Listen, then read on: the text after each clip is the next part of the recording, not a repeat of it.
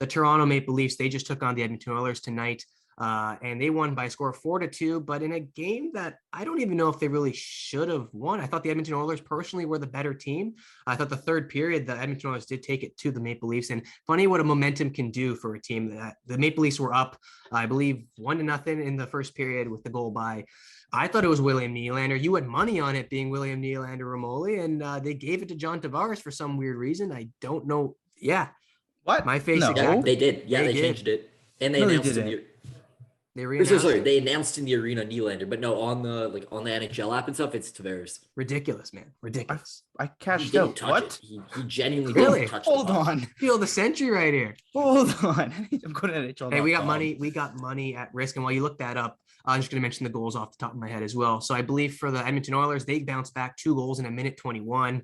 That's what kind of the momentum that I was looking forward to seeing for the Edmonton Oilers, but something that they couldn't sustain because the Maple Leafs came right back with 2 goals on no shots on net for the Toronto Maple Leafs in that first period, getting one in the first opening minutes and one in the dying minutes of the first period. So I don't know. I'm going to turn it over to you guys about the game in just a second, your initial thoughts, but I want to hear your initial thoughts, Romoli, about you not.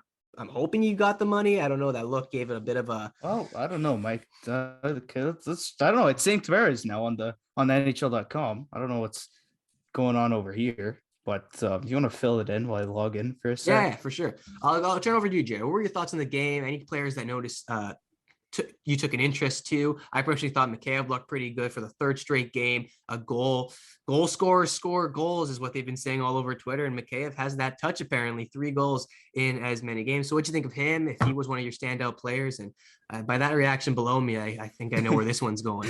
But Jared, take it away, but then I'll turn it back to Romoli here. I'd say after a long break when a lot of players were off, I think we expected more what we saw tonight in our game against Ottawa. In the Ottawa game, we came out kind of flying. You would not have known that this is a team that just took a long time off. In tonight's game, it was a little bit more evident, I would say. I think we were a little bit, not necessarily slow, but I think we were just kind of sloppy is the main criticism that I would say. But I can't exactly say, I can't put the blame fully on us and say Edmonton was great either, because they weren't. I think it was a very sloppy hockey game all throughout. Toronto ended up potting those goals and found a way to win. So I can't be too negative. But there's definitely, we looked like a team that had missed time recently. A lot of players haven't been playing. And as a result, I think it was pretty evident when watching. So as you mentioned, Ilya Mikheyev, he was very noticeable. I saw a stat today on Twitter that he currently leads the league in, I think, goals per game. He leads. Oh, yeah. Yeah. So that's obviously it's not going to last or anything, but I mean, he's going to win the Rocket. We know he's going to win the Rocket. Of course. It's a favorite. I mean, it's not sustainable, but he's going to win the Rocket. Yeah. Exactly. Yeah. No. But exactly. I like to see that he's putting the puck in the net. I mean, obviously his 2 major injuries that he's had, he had a wrist injury and a thumb injury. And that very much, it was evident that he couldn't shoot the puck as well. And I think it became a mental thing eventually. It was very much in his head. So I like to see that he's finally shooting the puck more and actually resulting in pucks going in the back of the net. I love to see that. I'm trying to think of players to really highlight. I mean, Brody again put the puck in the back of the net. That was amazing. And in general, I think there's no one that I really pinpoint as to having a terrible game. I think it was overall it was a very meh game. A few players kind of took my interest, but overall nothing major. One person I did actually, when I was watching, I don't know what the stats say on this. I don't even think he ended up bearing a point. But a person that actually caught my attention quite a few times was Pierre Engvall, which is very interesting because the reason that I highlight that is the fact that currently, I mean, last game, Nick Ritchie was a healthy stretch. So at this point, it's very clear that Keith is getting them to have some internal competition a little bit. And I actually thought Engvall, even though I don't think he ended up getting an assist or anything, he was very quick with the puck. I noticed he was having puck possession and skating by people.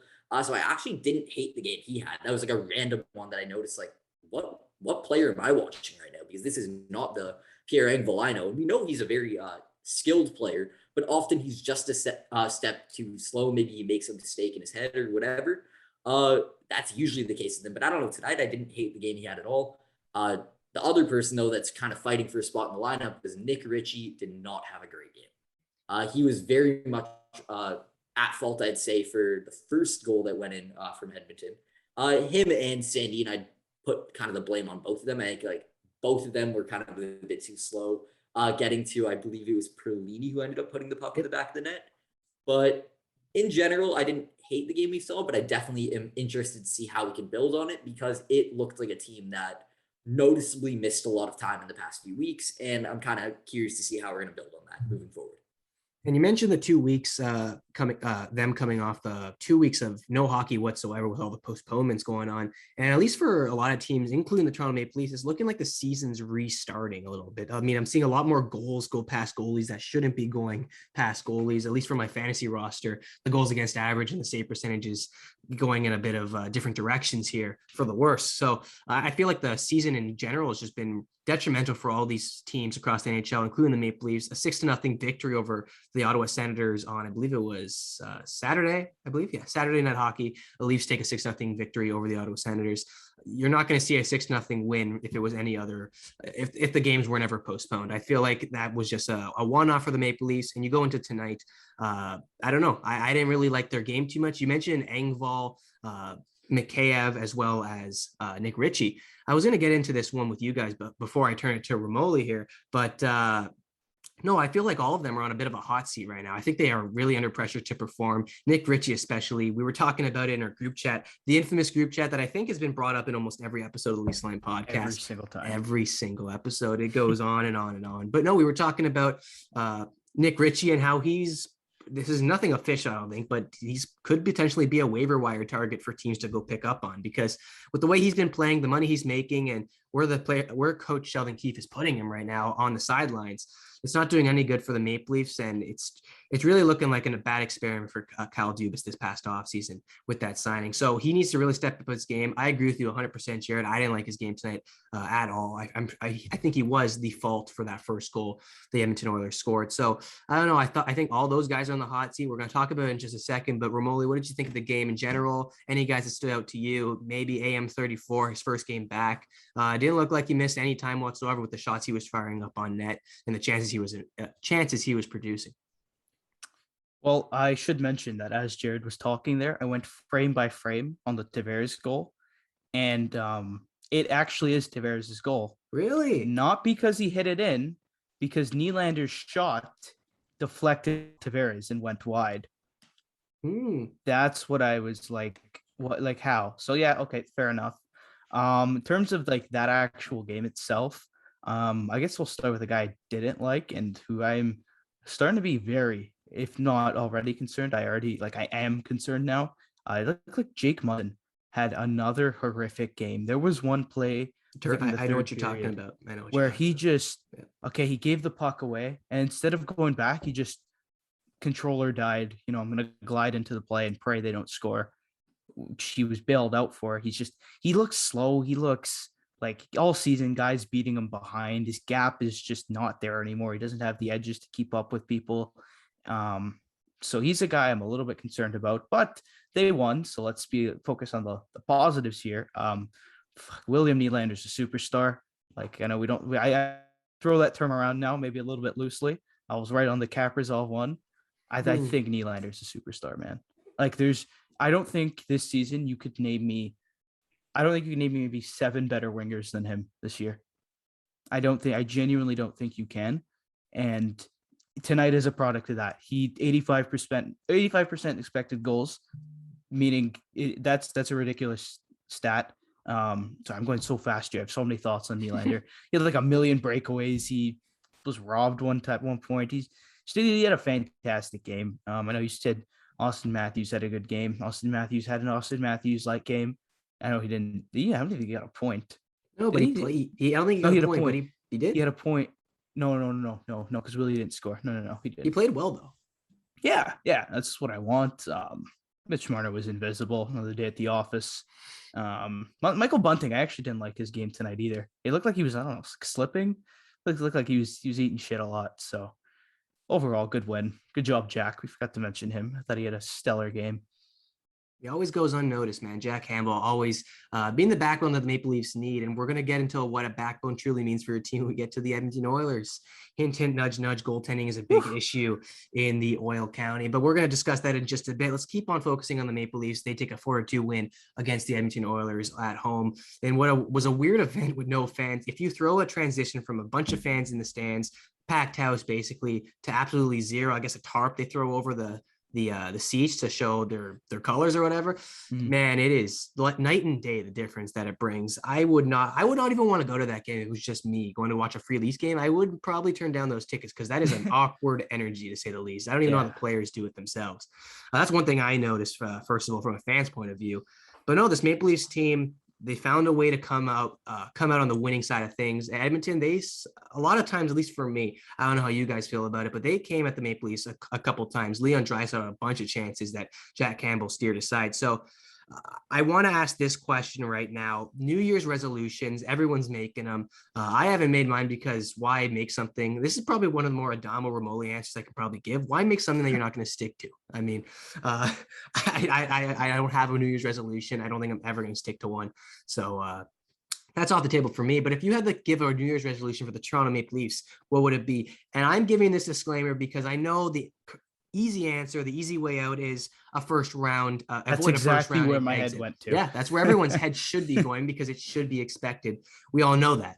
Well, at the Leafs line, we are pretty, I would like to think we're pretty good analysts. We can go a little bit deeper than get out of the first round. What do you guys got? Because for me, I don't think that answer is going to suffice, at least for a host. Jared, I'll go with you. Thank you.